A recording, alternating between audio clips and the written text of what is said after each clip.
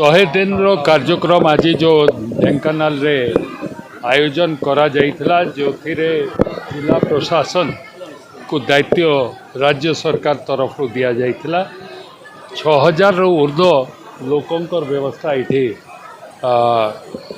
आजिकारी 100 दिन कार्यक्रम रे करा जाइथिला। राज्य सरकार तरफ कह जाइथिला अति कम रे 5000 रु ऊर्ध्व लोक इठी देखा आम पाइलु। इथिरु गोटे कथा स्पष्ट होउछि कि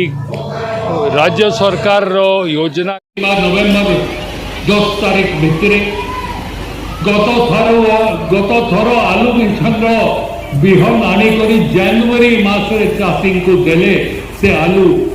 हेबो केबे की जब आलूर अभाव है ओडिशा को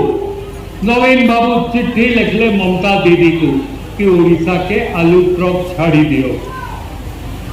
ममता दीदी लाली आंख रखेले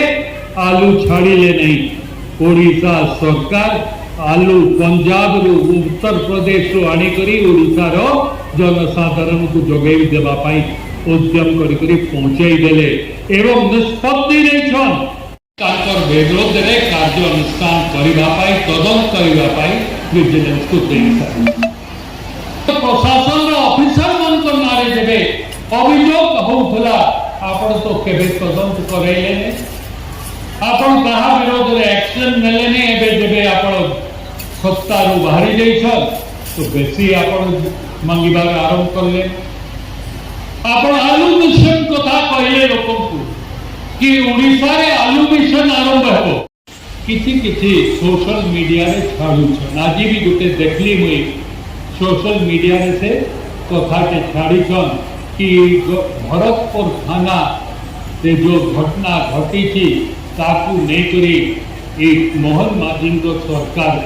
काणा करबा पाई जाउछि। मु कहबा पाई चाहूछि नवीन बाबू आपण एक कथा पचरेबा पूर्वरु आपण को आपणकर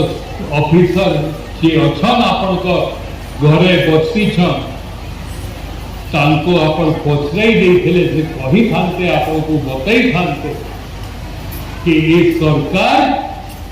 संगे संगे जो 5 जन पुलिस रो कर्मचारी से घटना रे